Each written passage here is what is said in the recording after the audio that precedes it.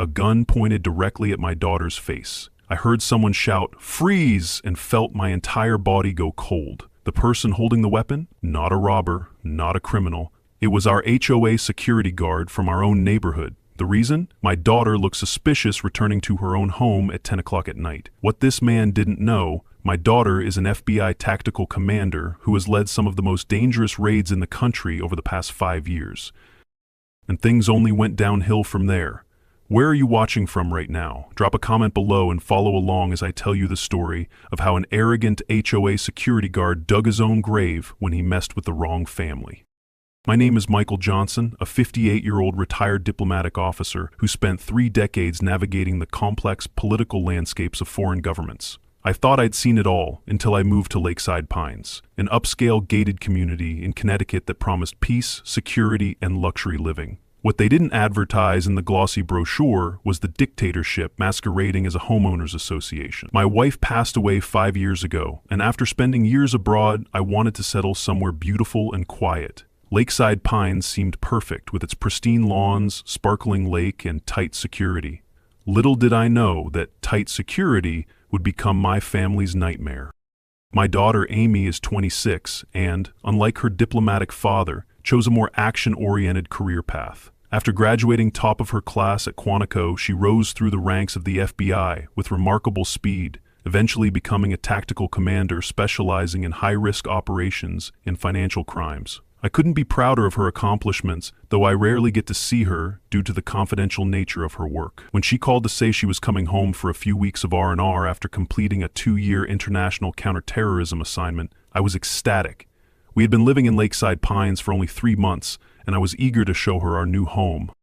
The HOA at Lakeside Pines was run with an iron fist by Robert Thompson, a 58-year-old former corporate executive with a god complex and a trophy wife named Sarah, who treated the community as her personal fiefdom. From the moment I moved in, I found myself at odds with their excessive rules.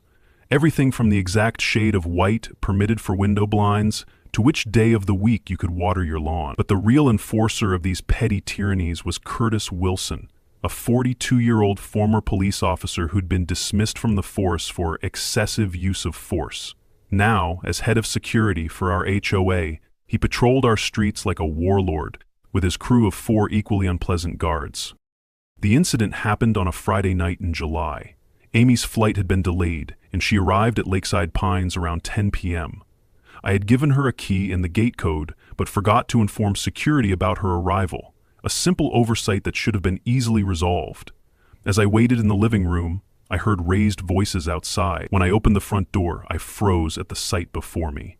Curtis Wilson had his gun drawn and pointed directly at my daughter's face, while his partner, Jason, stood nearby with his hand on his holster.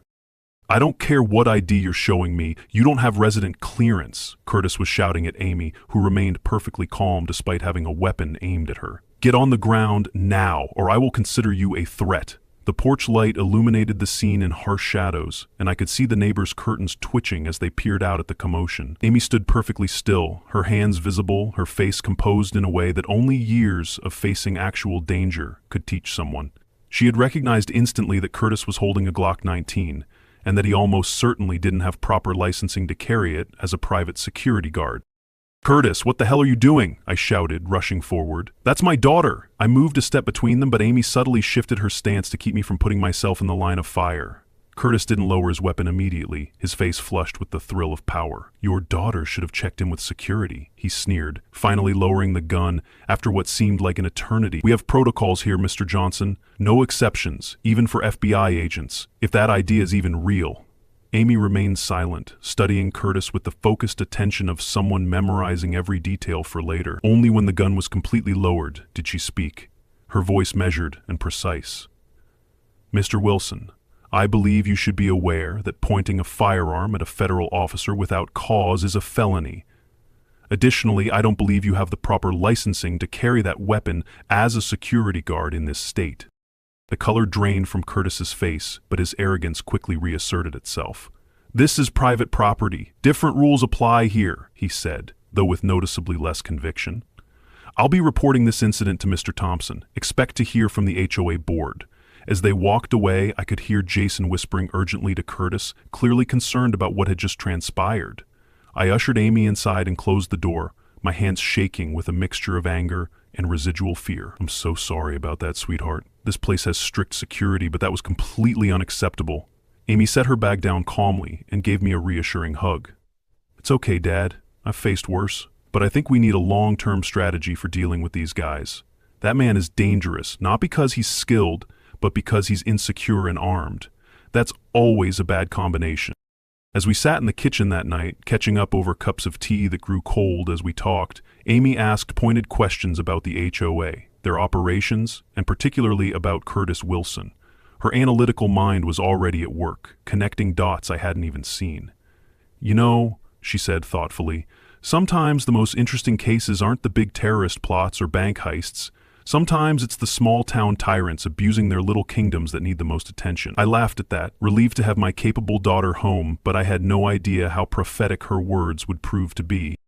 The next morning brought the expected knock on our door. Robert Thompson stood there in pressed khakis and a polo shirt emblazoned with the Lakeside Pines logo, his silver hair perfectly coiffed and his expression one of practiced concern masking obvious disdain. Behind him stood his wife Sarah, dressed as if for a country club brunch rather than a neighborhood confrontation.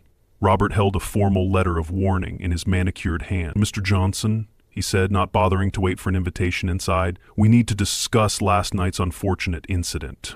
His voice carried the artificial warmth of someone who had taken too many executive communication courses. "Unfortunate incident?" I repeated, feeling my diplomatic training, battling with my parental instinct to tell him exactly where he could shove that letter. "Your security guard pointed a loaded weapon at my daughter's face for the crime of coming home after dark. There's nothing unfortunate about it. It was illegal and dangerous." Robert's smile didn't waver, though his eyes hardened. "Our security team was simply following protocol. Had you properly registered your guest?" I cut him off, something I rarely did in my diplomatic career. "My daughter is not a guest. She's my family visiting her home, and no protocol justifies drawing a weapon on an unarmed person showing identification."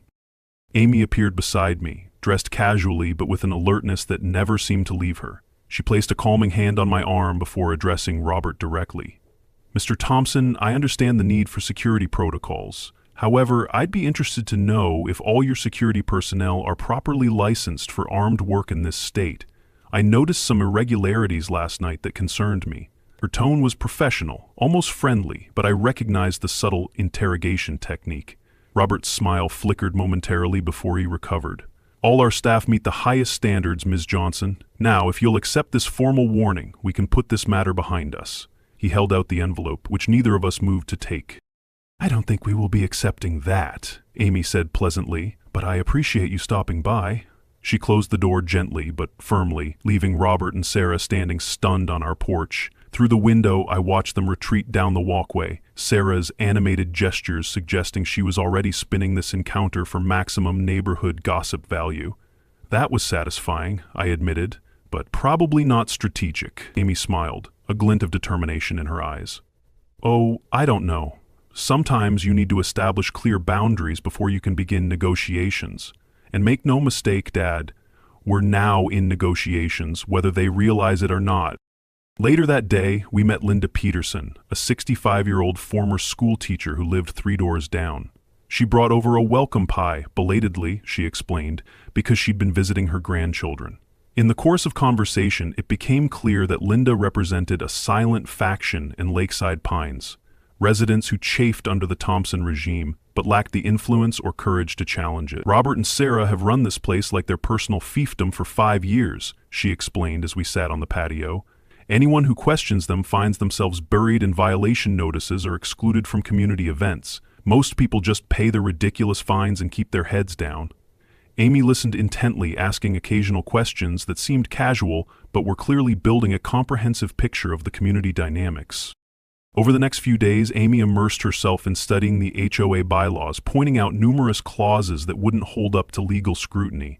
Meanwhile, Curtis began parking his security vehicle across from our house for extended periods, an obvious intimidation tactic that might have worked on someone who hadn't faced down actual terrorists. I noticed other changes too. Neighbors who had been friendly suddenly became scarce, and Linda reported that Sarah was hosting a ladies' tea to which I, the only single father in the community, was conspicuously not invited. Amy spent hours on her laptop, occasionally making quiet phone calls from the privacy of her room. When I asked what she was researching, she showed me a disturbing pattern. Curtis Wilson had been dismissed from the police force after multiple excessive force complaints, and Robert had personally intervened to get him hired at Lakeside Pines despite his troubling record. More concerning, the security company officially contracted by the HOA appeared to be paying Curtis significantly more than standard rates for his position.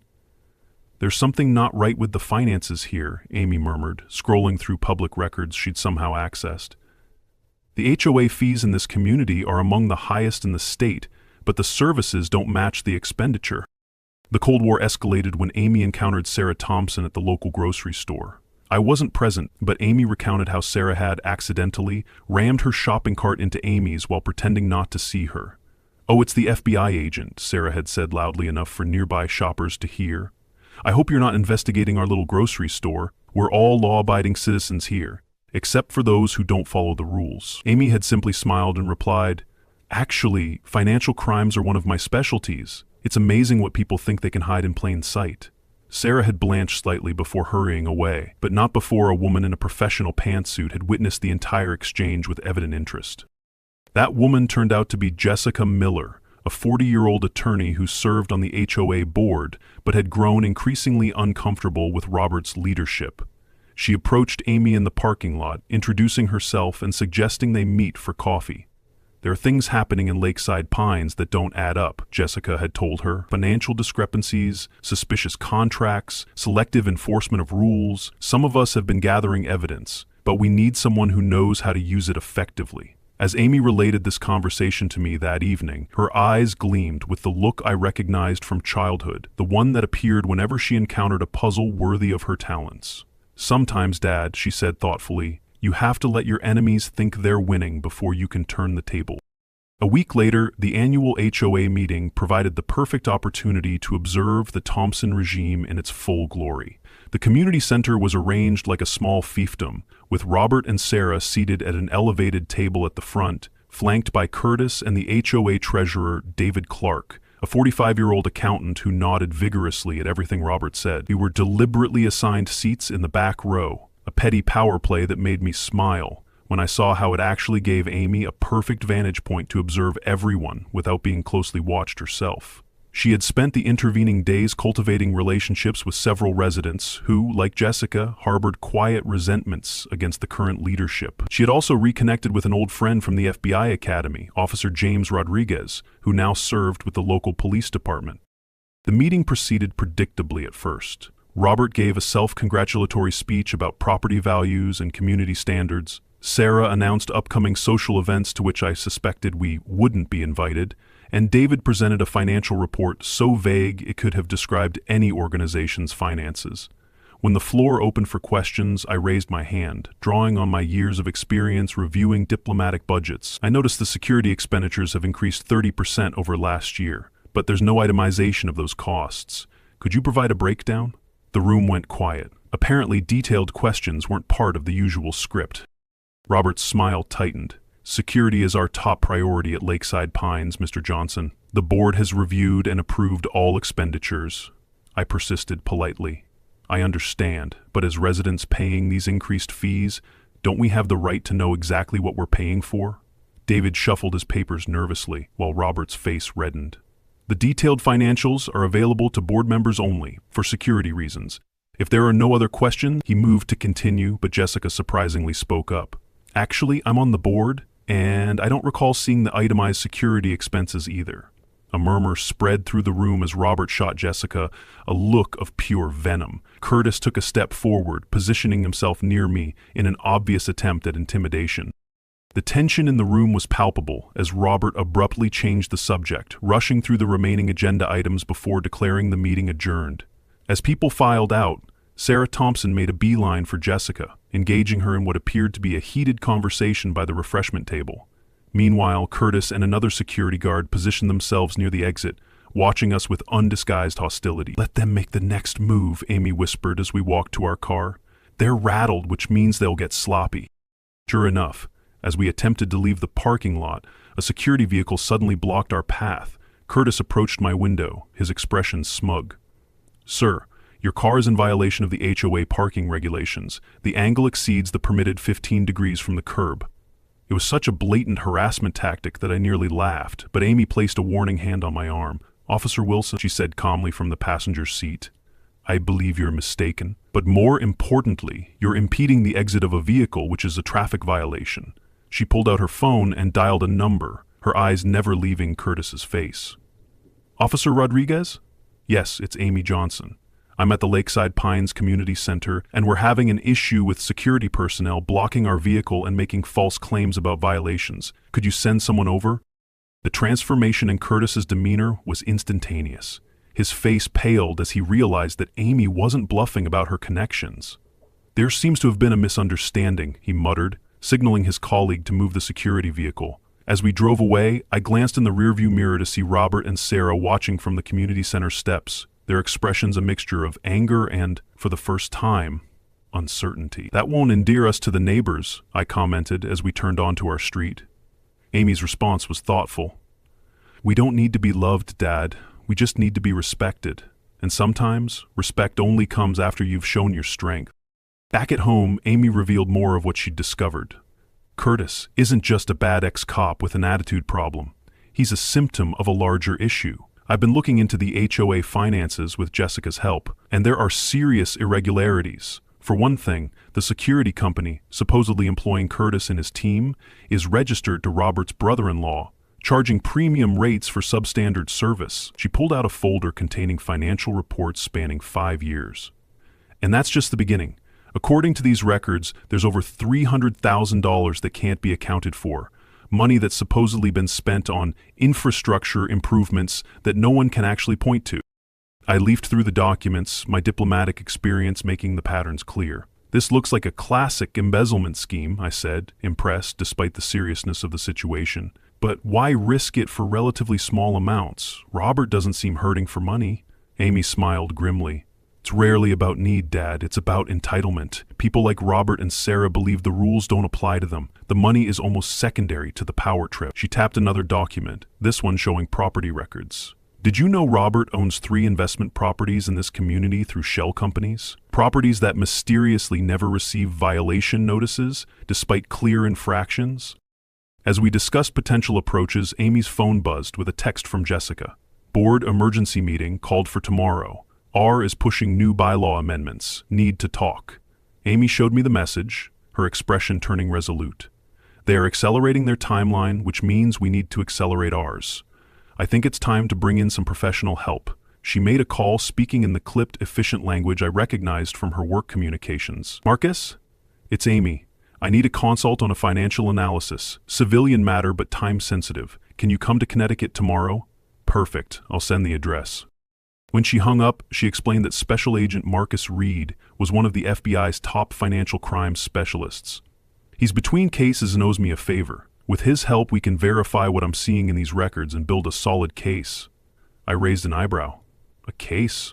Amy, this is a neighborhood dispute, not a federal investigation." Her expression was serious as she replied, "Dad, when people in positions of power abuse that power and potentially commit financial crimes in the process, it's exactly the kind of case that needs proper investigation. And besides," she added with a small smile, "nobody points a gun at me and gets away with it."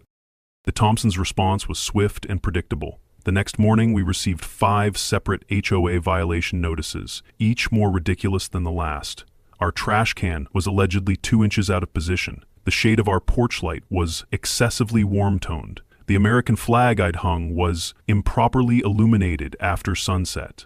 The petty harassment continued throughout the week. Curtis or one of his men would park outside our house for hours, taking photos of alleged infractions. When I attempted to use the community pool, I was informed that my membership privileges had been temporarily suspended pending review of outstanding violations. Several neighbors who had been friendly now crossed the street to avoid interactions, clearly having been warned against associating with the Johnson family. Through it all, Amy remained remarkably composed, even amused. "Classic intimidation tactics," she observed as we collected the day's mail, including 2 more violation notices. They're trying to make us uncomfortable enough to either capitulate or move. Unfortunately for them, they've picked the wrong targets. Indeed, rather than feeling intimidated, I found myself growing more determined with each petty attack. During my diplomatic career, I'd faced down actual dictators and negotiated during active hostilities. Robert Thompson's suburban tyranny was amateur hour by comparison. Amy's colleague, Marcus Reed, arrived as promised, a no-nonsense 40-year-old with an accountant's attention to detail and an investigator's instincts. He spent 2 days reviewing the financial documents Jessica had provided, occasionally whistling softly at particularly egregious discrepancies. If these records are accurate, he told us while working at our dining room table, you're looking at multiple violations of financial regulations. The security contract alone is textbook self-dealing, and the pattern of infrastructure improvements with no corresponding work being done strongly suggests embezzlement. Meanwhile, Amy had installed security cameras around our property. Not the obvious kind that would give Robert grounds for another violation notice, but sophisticated, nearly invisible devices that recorded continuously. Just documenting everything, she explained when I raised an eyebrow at the equipment. Building a case requires evidence. Her foresight proved valuable when 3 days after the HOA meeting, the cameras captured Curtis and 2 other security guards conducting an unauthorized inspection of our yard at 3 a.m., measuring the height of our grass with flashlights and taking photographs of our property. The situation escalated when Linda Peterson came to our door in tears. Sarah Thompson had cornered her at the community center, threatening to have her grandchildren banned from visiting if she continued her friendship with us. "I'm so sorry," Linda kept saying, "but my grandkids are all I have since my husband passed. I can't risk losing their visits." Amy comforted her with unexpected gentleness. "You have nothing to apologize for, Linda. People like the Thompsons prey on these kinds of connections. But I promise you this, they won't be in power much longer." That evening, we observed unusual activity at the Thompson residence. David Clark arrived after dark, carrying file folders, followed 30 minutes later by Curtis. Their meeting lasted over 2 hours, with all 3 men visible through the window, gesturing animatedly. "They're panicking," Amy observed as we watched from our darkened living room. Jessica's questions at the meeting spooked them, and they're trying to cover their tracks. She picked up her phone and sent several texts, then turned to me with a determined expression. Time to move to the next phase. The following morning brought the confrontation Curtis had clearly been building toward. He arrived at our door with 2 security guards, all 3 wearing expressions of grim satisfaction. "Mandatory security inspection," he announced, attempting to push past me into the house. I blocked the doorway, feeling a surge of anger I rarely allowed myself to express. "You have no authority to enter my home without permission or a warrant," I stated firmly. Curtis smirked, holding up a piece of paper. "HOA Bylaws, Section 12, Paragraph 3. Security personnel may conduct inspections of any property upon reasonable suspicion of bylaw violations. We've documented 27 violations in the past week alone." Amy appeared beside me, her phone visibly recording the encounter. "That bylaw clause directly contradicts state law regarding private property rights," she informed him calmly. "And speaking of documentation, would you like to explain why you were in our yard at 3 a.m. 2 nights ago? Curtis's expression faltered momentarily before hardening into undisguised hostility. "You're interfering with HOA security operations. There will be consequences." As they retreated, I noticed one of the guards glancing back nervously, clearly uncomfortable with the escalating situation. That night, our security cameras captured Curtis and the same nervous guard returning after midnight. This time, their actions went beyond harassment. They deliberately damaged our garden, uprooting plants and spray painting an obscene message on our fence. When I saw the footage the next morning, I was livid, ready to confront them directly. But Amy placed a restraining hand on my arm. "This is exactly what we need," she said, her voice calm but her eyes sparkling with determination. "They're getting desperate, making mistakes. Each one strengthens our position." She made a phone call, speaking in the clipped professional tone I recognized from her work. "It's time," she said simply. "We need support for the next phase." When she hung up, she turned to me with a confident smile. "Dad, remember how you always taught me that in diplomacy, timing is everything? Well, I think it's time to show these neighborhood tyrants what happens when they mistake patience for weakness." The weekend brought an unexpected sight. A group of neighbors gathered on our lawn, tools in hand, ready to help repair the damage to our garden. Jessica Miller had organized the effort, bringing together residents who had suffered similar harassment but had previously been too intimidated to speak out. While they worked, stories poured out. Selective enforcement of rules, questionable fines, social ostracism orchestrated by Sarah for those who questioned Robert's decisions. With each shared experience, the group's collective resolve strengthened. What had begun as a simple garden restoration project was transforming into something more powerful, a community finding its voice. Among the volunteers was Marcus Reed, who introduced himself simply as Amy's colleague, without mentioning his FBI credentials. His presence proved fortunate when Curtis drove by slowly, clearly documenting who was associating with us. "Is that the security guard you mentioned?" Marcus asked quietly, his trained eye taking in Curtis's aggressive posture and the bulge under his jacket that suggested he was armed. When Amy nodded, Marcus excused himself to make a phone call. 20 minutes later, Officer James Rodriguez happened to stop by in his patrol car, his presence sending Curtis scurrying away. Inside the house, away from curious ears, James shared what he'd discovered about Curtis Wilson. "His file is a mess, Amy. Multiple complaints of excessive force, 2 suspicious shootings ruled justified under questionable circumstances, and a domestic violence call that mysteriously disappeared from the records. He was quietly pushed out of the department with a neutral recommendation, which is how he ended up here." He hesitated before continuing. "There's more.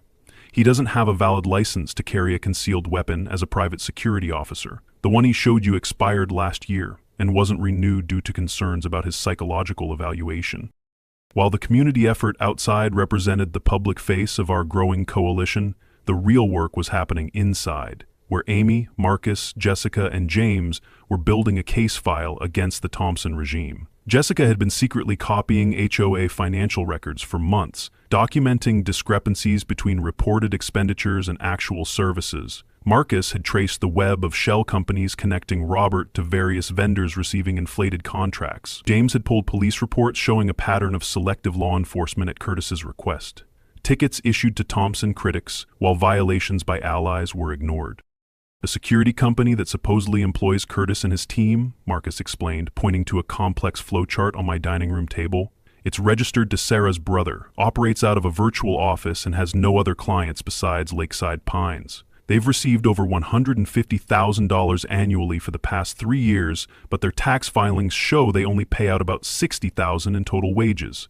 The rest simply disappears into offshore accounts." Jessica nodded grimly. "And that's just one example. The landscaping contract, the road maintenance, the community center renovations, they all follow the same pattern. Companies with connections to Robert receive inflated contracts, perform minimal work, and the excess funds vanish." As our allies left that evening, the garden restored and our coalition strengthened, Linda lingered behind. "I've been thinking about what you said, Amy," she said, her voice stronger than I'd heard it before. "They can't actually ban my grandchildren from visiting. That's not even in the bylaws. I've been letting fear control me, and I'm done with that." Amy smiled warmly. "That's exactly right, Linda. Their power exists only because people believe in it. Once that belief starts cracking," she left the thought unfinished, but we all understood the implication. The Thompson regime was built on intimidation and the perception of authority rather than legitimate power, and perceptions could be changed. The next day brought an unexpected development. Robert and Sarah Thompson themselves appeared at our door, their expressions fixed in unconvincing smiles. "Michael, we feel this situation has gotten out of hand," Robert began, his tone artificially conciliatory. "We'd like to propose a resolution." He held out a document titled Mutual Non-Disclosure and Non-Litigation Agreement. Sarah nodded enthusiastically. "We're all neighbors after all. There's no need for unpleasantness to continue." I invited them in with diplomatic courtesy, noting how Sarah's eyes darted around our living room, clearly looking for evidence of something she could report as a violation.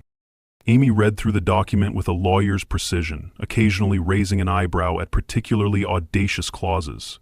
"This is interesting," she said finally. "Essentially, you're offering to stop issuing violation notices if we agree never to question HOA financial decisions or bring any legal claims against the association or its officers." She set the document down, her expression pleasantly neutral. "May I ask what prompted this sudden desire for reconciliation?" Robert shifted uncomfortably. "As Sarah said, we're all neighbors. The community functions best when everyone works together harmoniously."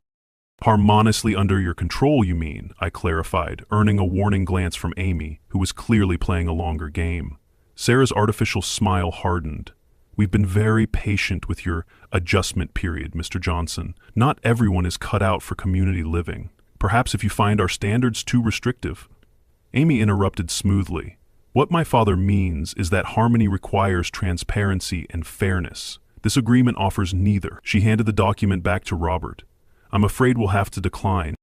Robert's mask of civility slipped momentarily, revealing the anger beneath. "You're making a serious mistake. There are consequences to defying the HOA leadership." As they turned to leave, Amy called after them, her voice deliberately casual. "Oh, Robert, just so you know, this conversation has been recorded. Threats against homeowners for exercising their legal rights could be construed as harassment under state law." The door closed on their stunned expressions, and I turned to Amy with newfound appreciation for her strategic mind. "What's our next move?" I asked. Her smile was both confident and slightly mischievous. "A press conference, Dad, and you, with your diplomatic experience and natural gravitas, will be the perfect spokesperson." The emergency HOA meeting, called by Robert, was clearly intended to push through new bylaws that would consolidate his power and make it easier to force out problem residents. The community center was packed, with tension hanging in the air like an approaching storm. Robert sat at the front table, flanked by Sarah, David, and Curtis, their expressions a mixture of determination and barely concealed anxiety. They had reason to be concerned. Amy had executed her plan with military precision, ensuring that Officer Rodriguez, Agent Marcus Reed, and a reporter from the local newspaper were all present, strategically positioned throughout the room. Robert called the meeting to order, his usual smooth confidence noticeably strained. "Before we address the proposed bylaw amendments, I want to emphasize the importance of community solidarity. Lakeside Pines has always prided itself on maintaining exceptional standards, which benefit everyone's property values.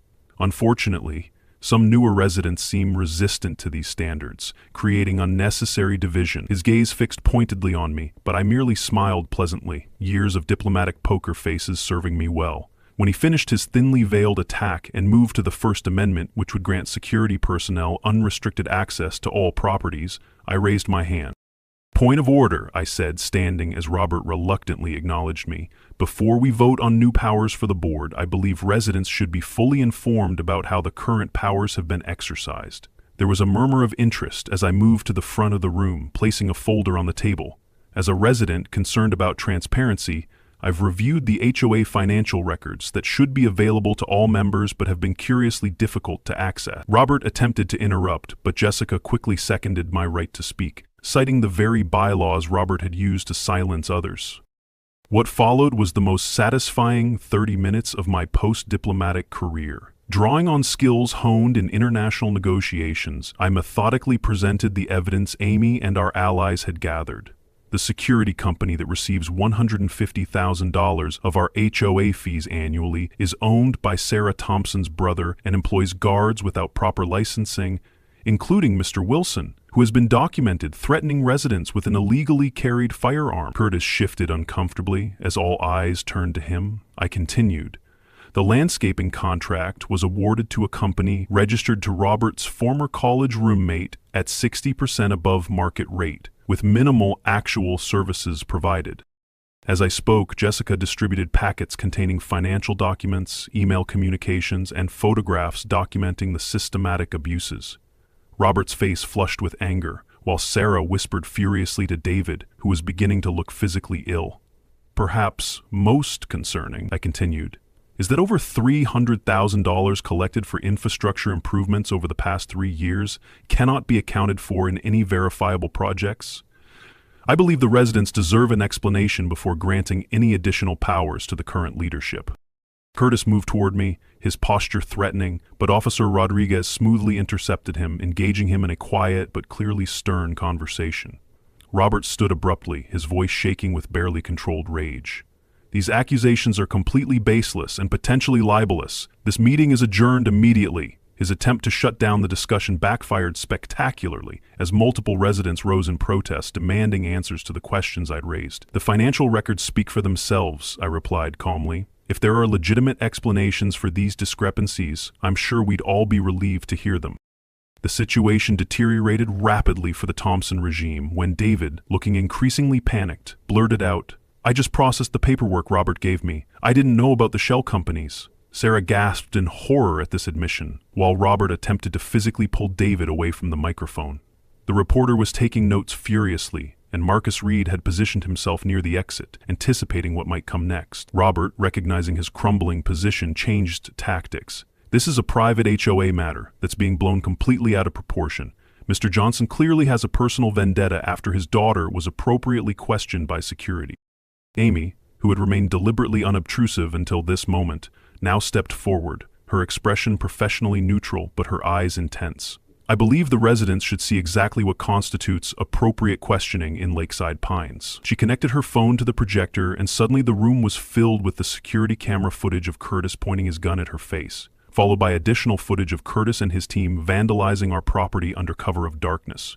The gasps from the assembled neighbors were audible, as was Sarah's moan of dismay. What happened next occurred so quickly that many residents later said they couldn't follow the sequence of events. Curtis, pushed beyond his limited self-control by the public exposure of his actions, lunged toward me with a roar of rage. His hand moved toward his concealed weapon, and several people screamed in alarm. Before anyone else could react, Amy moved with the fluid precision of her tactical training, intercepting Curtis and disarming him with a series of movements so efficient they appeared almost casual. One moment Curtis was charging forward with murderous intent, the next he was face down on the floor, his own handcuffs securing his wrist behind his back, Amy's knee placed precisely between his shoulder blades. Officer Rodriguez immediately took control of the subdued Curtis, officially arresting him for assault, illegal possession of a concealed weapon, and making criminal threats. As Curtis was led away, still shouting obscenities, Robert made a desperate dash for the exit, only to find Marcus Reed waiting, with identification in hand. "Robert Thompson. I'm Special Agent Marcus Reed with the FBI. I'd like to ask you some questions regarding the financial discrepancies in the Lakeside Pines Homeowners Association accounts, particularly the offshore transfers from allegedly legitimate vendor payments." As Robert was escorted out for questioning, the gathered residents sat in stunned silence for several moments before erupting into chaotic discussion. Jessica quickly took control of the meeting, her legal training serving her well as she calmed the crowd and established an interim leadership committee to manage HOA affairs until proper elections could be held. Sarah Thompson, abandoned by her husband and suddenly facing the collapse of her social standing, fled the room in tears. David, looking simultaneously terrified and relieved, voluntarily surrendered all financial records to Officer Rodriguez, apparently hoping for leniency through cooperation. When the dust settled and the community center gradually emptied, Amy and I walked home in the warm evening air, a strange sense of peace settling between us.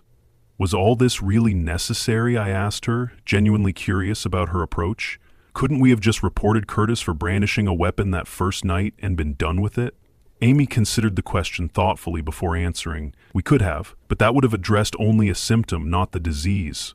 What was happening in Lakeside Pines wasn't just about one bad security guard. It was about systemic abuse of power that affected everyone. She smiled slightly. Besides, I'm trained to look at the bigger picture. One rogue security guard is a police matter. A coordinated scheme to defraud homeowners while using intimidation tactics to silence opposition? That's something worth dismantling properly. As we reached our house, a reporter who had followed us from the meeting called out, asking for a statement. "Who exactly are you, Ms. Johnson?" she inquired, notebook in hand. Amy simply smiled. "Just a homeowner who knows her rights," she replied, before guiding me inside and closing the door on the next chapter of what was sure to become Lakeside Pines' legend. 3 months passed, bringing remarkable changes to Lakeside Pines. The criminal investigations proceeded with methodical thoroughness, resulting in multiple charges against Robert for embezzlement, fraud, and financial misconduct. Curtis faced a separate set of charges related to illegal weapons possession, assault, property damage, and harassment. The small local newspaper's coverage of the HOA corruption scandal was picked up by larger outlets, bringing unwelcome publicity to the former leadership, but ultimately beneficial transparency to the community itself. Sarah Thompson, faced with mounting legal bills and the collapse of her social standing, quietly listed their house for sale and moved in with her sister in another state. David Clark, the treasurer who had enabled the financial misdeeds, cooperated fully with investigators in exchange for reduced charges. providing detailed testimony about how Robert had manipulated the HOA finances for years. The security company was disbanded, replaced by a legitimate firm with properly licensed personnel who understood their limited authority.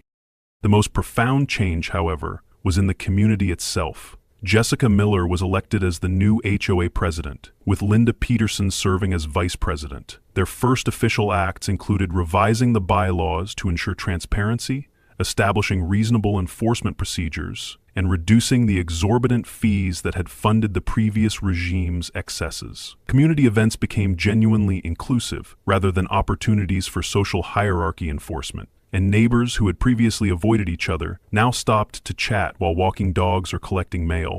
One evening, as Amy and I sat on our porch enjoying the sunset before her departure for a new assignment, Sarah Thompson unexpectedly appeared at our gate. She looked drastically different, her designer clothes replaced by simple jeans, her carefully maintained appearance now showing signs of strain. "May I speak with you?" she asked hesitantly. I glanced at Amy, who nodded slightly, and invited Sarah to join us. She declined the offered chair, standing awkwardly as she struggled to find words. "I wanted to apologize before I leave, permanently," she finally said. "I knew about some of what Robert was doing, not all of it, but enough that I should have spoken up. I convinced myself it wasn't hurting anyone, that it was just the way things worked." Amy regarded her thoughtfully. "Why did you participate in it, Sarah?